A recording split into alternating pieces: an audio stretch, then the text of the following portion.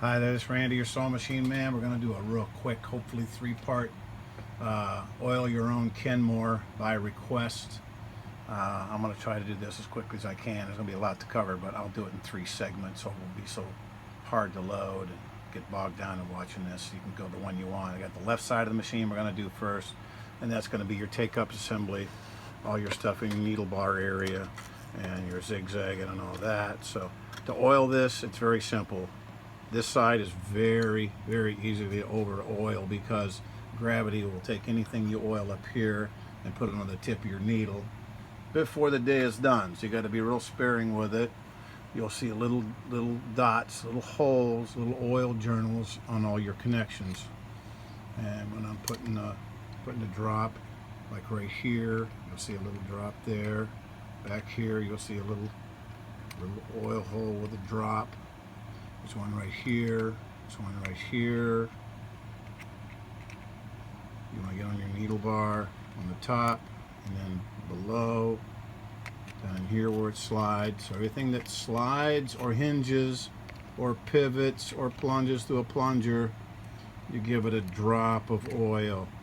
And just a drop goes a long way. If you get too carried away, any oil it doesn't want or need, it will deposit on you, your fabric, the wall, and your surrounding environment, because everything's swinging along. Centrifugal force will throw it here and there and everywhere. So that takes care of your needle bar driving take-up assembly. Everything in there, just a drop. Anything that hinges or slides up and down, just a drop. Don't put too much. Going down to the hook assembly, I have another video on hook assembly, how to take it apart and put it back together. It's pretty straightforward. You put your left guide to the left, the right one to the right. Of course, it's going to start out in there like this. It's going to have your retainer ring like this, and your left snaps to the right, right snaps to the left, and then of course your bobbin case snaps in there with your little finger there sticking straight up to the top. It snaps in like so. So when you go to take it apart, you lift this out. As long as you have a hold of the latch, it won't fall out. Then you take your left one, snap it to the left. You don't snap it to the right or it won't go back together. Left one goes to the left, right one goes to the right. Very important. People say, I can't get it back together. I got it together and it's not working. You didn't go left, left, right, right. Very important.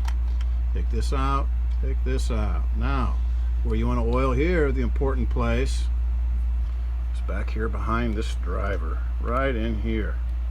That is very critical because that is metal on metal bearing there.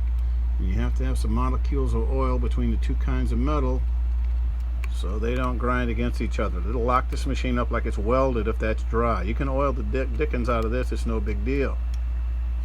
Now the other place over here where your shuttle runs in the race, your hook assembly, shuttle, whatever you want to call it, this is hard chrome, and inside here is a soft alloy. It's like bearings in a car. Your crank shaft is hard chrome, the bearings are a soft alloy. That's the way they design it, it's the way it works best. So what you do to get the best results, what I like to do is usually there's little metal fragments in here, little shavings. It's almost like a little black powder. People say, I'm getting grease on my thread. Nope, that's metal shavings.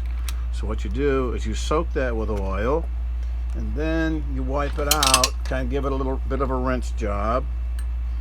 Get your rag, wipe it out real good, both sides. You know, rotate your hook driver to the other side.